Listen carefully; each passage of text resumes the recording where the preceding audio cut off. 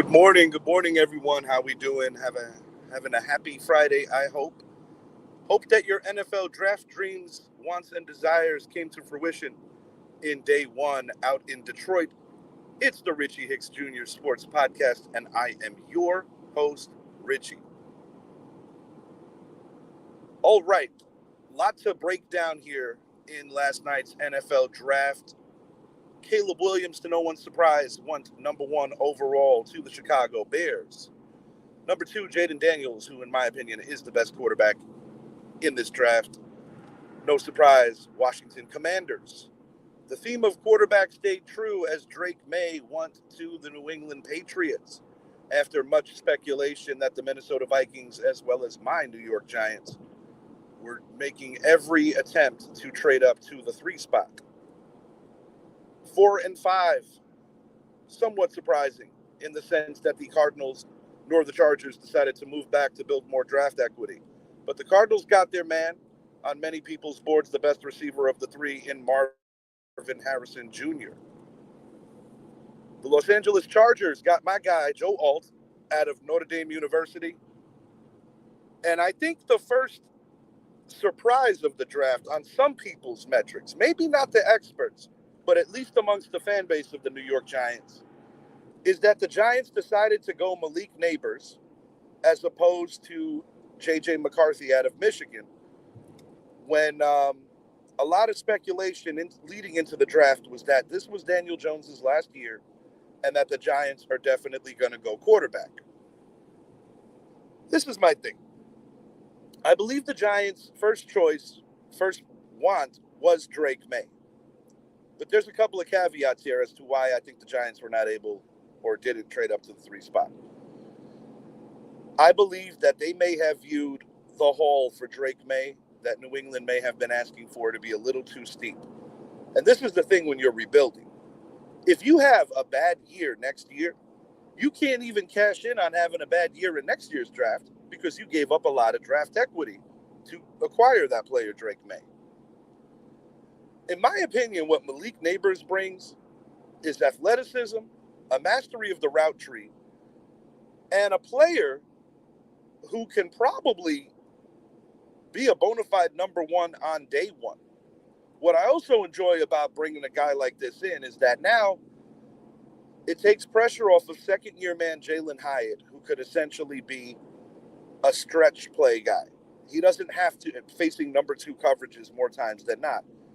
Number 2s and sometimes 1Bs, but he's not going to be facing number 1 coverages. And, as many of you know, Jalen Hyatt did not see a lot of the field last year. There were a lot of reasons for that. This was a broken offense last year, but a defense that was tied with the Baltimore Ravens for most takeaways in the league. I do believe that at some juncture of this draft, the Giants are going to find themselves a corner, possibly at pick 47 today, or maybe at 70 today as rounds 2 and 3 are going down. I like the move all in all. Pete Prisco of CBSSports.com gave the Giants an A+ out of the top 10s. They were the only team to receive that distinction. Now, this is only one analyst. Some people feel that they might have missed. But this is my thing. While I do respect J.J. McCarthy, I think he's a great leader, and I do think he's going to have a nice career because of the many toys that he has in Minnesota. I think it's a perfect situation for him. A C+ rating from Prisco, and a player that I think many viewed as a reach, even at 10. I believe if the Giants would have drafted McCarthy at 6, it would have been a reach in its own right. They got, in my opinion, the best receiver with the best ceiling of the 3. I do love Marvin Harrison as well as Rome Odunze, who goes to our neighbors, the New York Jets. No pun intended. But I like the fact that the Giants went out there and got a bona fide playmaker. That is something that this team has needed since the departure of Odell Beckham in the very controversial trade.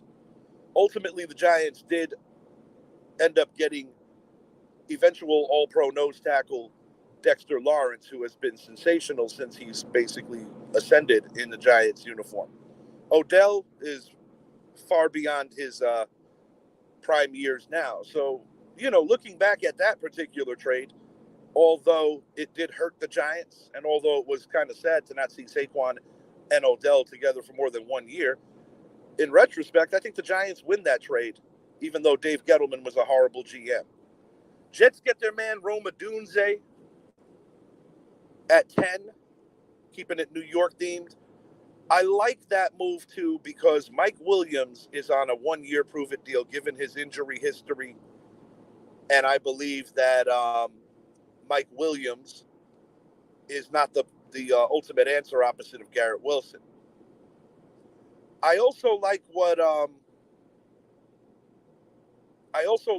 went down with the Atlanta Falcons after giving it a second and third look. I would have to say that the shock of the draft undeniably has to be Michael Penix going out to the Atlanta Falcons. For one, he's a backup for now. And for two, they gave Kirk Cousins a pretty substantial deal. My apologies. I believe Fashanu went to the Jets. I had a Dunze going there. Just give me 2 seconds to double check that. I apologize. I'm actually in the truck right now.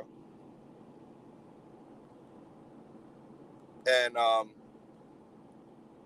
yesterday on my live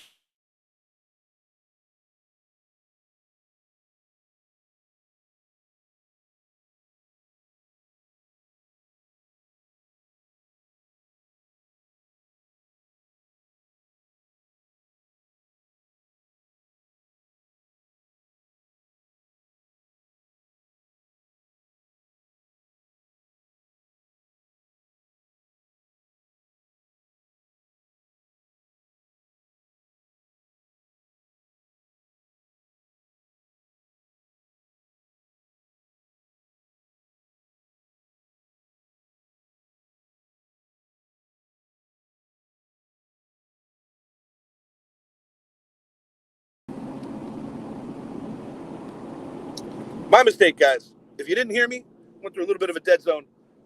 Odunze went to the Bears. Jets got Fashanu, which surprised me. I had Odunze mocked to the Jets, so that's why I was a little bit off there. At any rate, I do see the New York Jets potentially going receiver at 72. There should still be some talent out there where they can still get somebody that they feel good about. Brock Bowers, prototypical beast in every metric of what being a real tight end should look like. And I think he's going to have a phenomenal career. Where he ended up was a little bit of a surprise to me. I didn't expect him to drop down that far. I mean, he brings blocking to his game. He's a guy that could run people over. He's a guy that is very good on his feet, great hands, could make a lot of moves after the run after catch ratios. He's going to be a very good ball player. 23 of 32 players drafted in round 1 were offensive players. When you consider the quarterback craze, no real surprise there. I would have to say that the day 1 winners goes without saying, the Minnesota Vikings, mainly because they didn't have to stretch and get JJ. He just kind of came to them. It was only one pickup that they traded, and they turned around and got a legitimate pass rusher with their next pick. So the Vikings, to me, did very well yesterday. I also think the New York Jets, New York Giants did well. I didn't think the Jets were going to go offensive line, considering that they had signed Tyron Smith. That was part of my confusion with keep saying that Odunze went to the Jets. But, and I was also kind of wrapped up in that New York Knicks game, which I'm going to hit on in a bit. But all in all, a very entertaining day 1 around the NFL.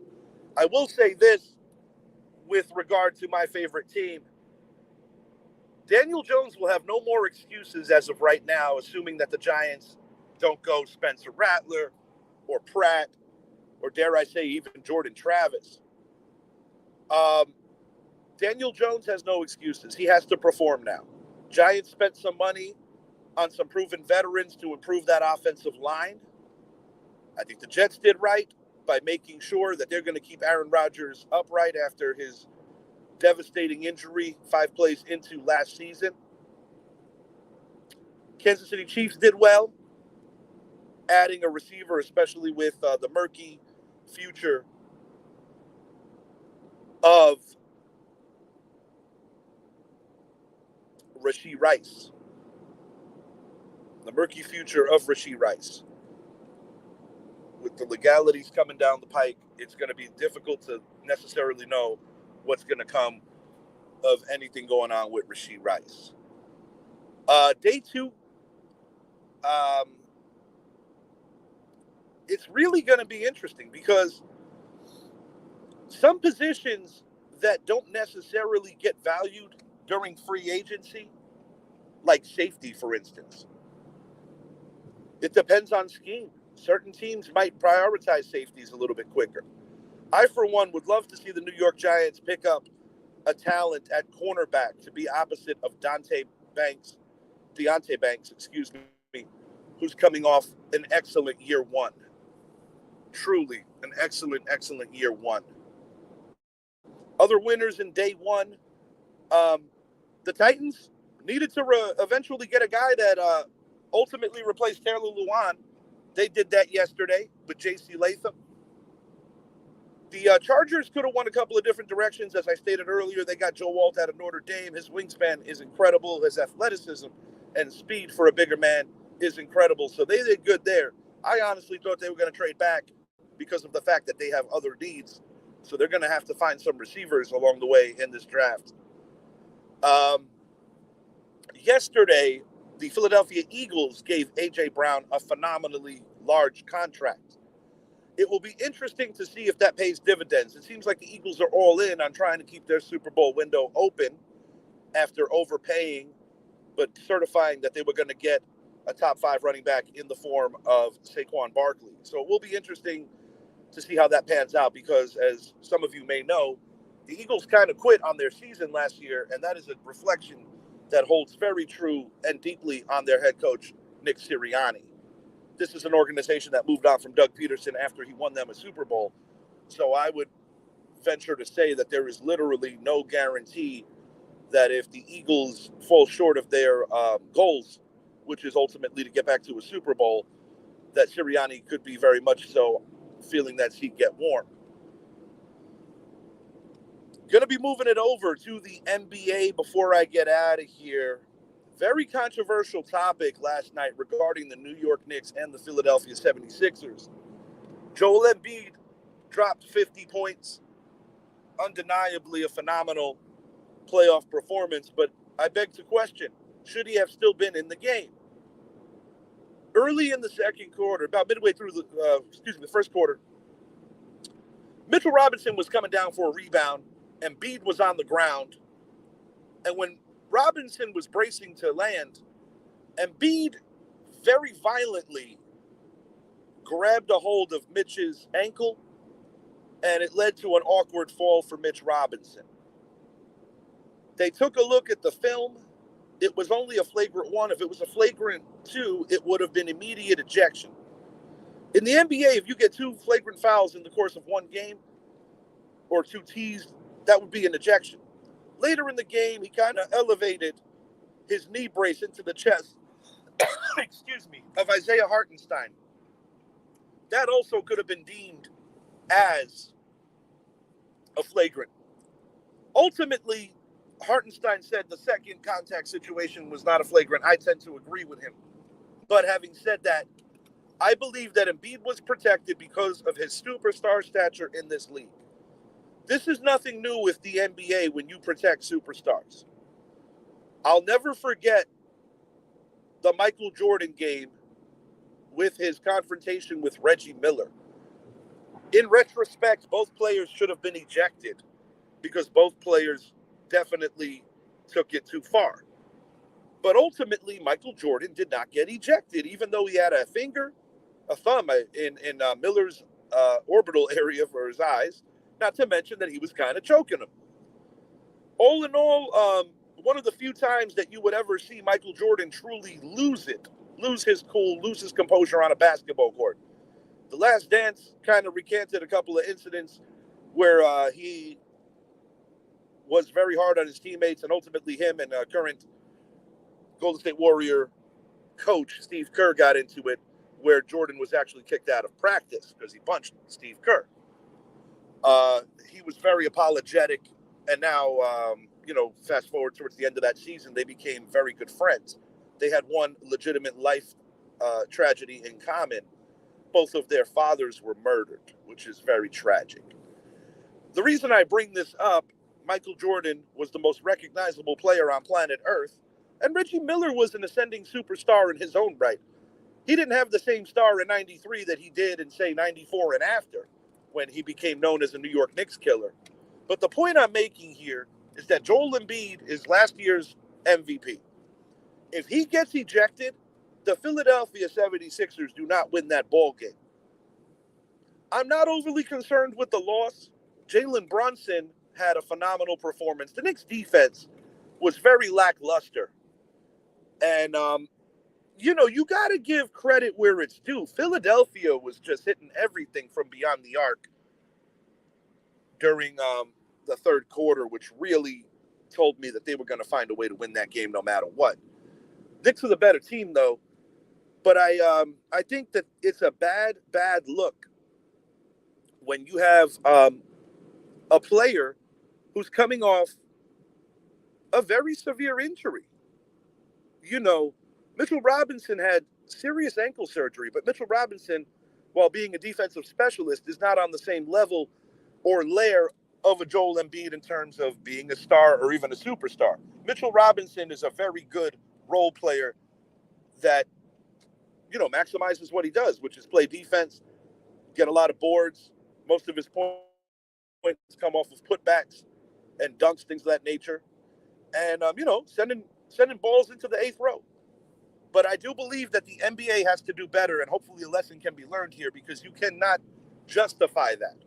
If this was the 1980s or the 1990s, guys stayed in games. But that's not the case here. I've seen players get ejected for much less than what Joel Embiid did yesterday. And the bigger thing that I take issue with Embiid is I would think that a person that is coming off of the injury and being as vulnerable as he has been in these playoffs would not look to hurt another player. I can't get in his head and say that he was looking to injure Mitch Robinson.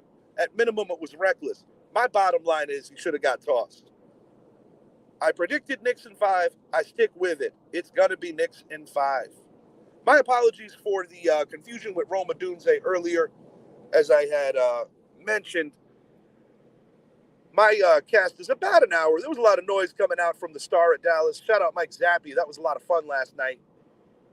Getting some live action and seeing the reactions of the fans there as players were being drafted. NFL always has the drama and always puts on a great show during their draft. New York Yankees split a 4-game set with the Oakland Athletics. Athletics, I will say this, they are improving gradually. They're not quite as bad, or the tomato can, so to speak, as they were in previous seasons. Not the best series for the Yankees, but they didn't lose the series. Furthermore, I'm just looking for Aaron Judge to start hopefully punching out of that slump. With May around the corner, April coming to a close, I am optimistic that will happen. But it's going to be definitely a split vibe between New York Giant fans around the country. So many people have seen enough of Daniel Jones, and I think that is the true frustration going on with certain layers of our fan base. They want a quarterback. They didn't get it last night. I personally think that you don't reach for a team need just because it's a team need. You get possibly the best receiver in the draft versus the 4th or 5th best quarterback. I don't think it's that much of a hard decision. Daniel Jones is also under contract. Everybody gets ahead of themselves a year later, and they're like, we don't have any quarterbacks next year. I hear that every year, and every year good quarterbacks come out of the draft. So I do think that it's a bit of an overreaction. It might not be as celebrated in years to come as this particular draft was. But like anything else, games are not won on paper, and these guys ultimately have to play and do it at the pro level. And if you really look at the history of the National Football League, There are many first rounders that never win Super Bowls. I saw Giant fans going berserk about not taking Penix. And I said to myself, guys, only 30 or so, little in between 30 and 40 left-handed quarterbacks have played this game. 33 to be precise, I believe, at the pro level. Only 2 of them have won Super Bowls, Kenny Stabler as well as Steve Young. And the New York Giants, with the exception in my lifetime of seeing the hefty lefty, may he rest in peace, Jared Lorenzen, who was one of Eli Manning's backups in 07, I never recall the New York Giants going all in on a left-handed quarterback. The best one they could have got was years ago with Mark Brunell, and they decided to go in a different route. But one thing that I've come to realize about my favorite football team's fan base is that no matter what they do, they will never truly be happy. Because I am convinced that if they would have taken J.J. McCarthy, you would have had people crying that they wanted either Radunze or Neighbors. Can't win. At the end of the day, it's not about appeasing the fan base. It's about putting a good product on the field and getting back closer to adding to that trophy case. And as far as I'm concerned, the New York Giants are better today than they were yesterday. I'm Richie. This was Improv. I appreciate you guys hanging with me. And I can't believe how quick I got through that turnpike traffic doing this show. I get locked in when I do this. But my apologies for a couple of fumbles earlier on. Definitely not my comfort zone if I am driving and doing one of these shows. But I am always committed, and I'm always looking to do my absolute best to stay consistent and give you guys every bit of what's going on in the sports world. And there has been a ton going on. Let's go Rangers. Let's go Knicks. Let's go Aaron Judge to get that average above the Mendoza line. And let's go New York Giants. Joe Shane, Brian Dable, I believe in both of you. Let's keep making some smart decisions, and let's put a good football team back on the field, and let's expedite getting back to the playoffs. Until next time, I am Richie, and I am out. Announcements to come for our next show. Take care, guys, and have a safe weekend.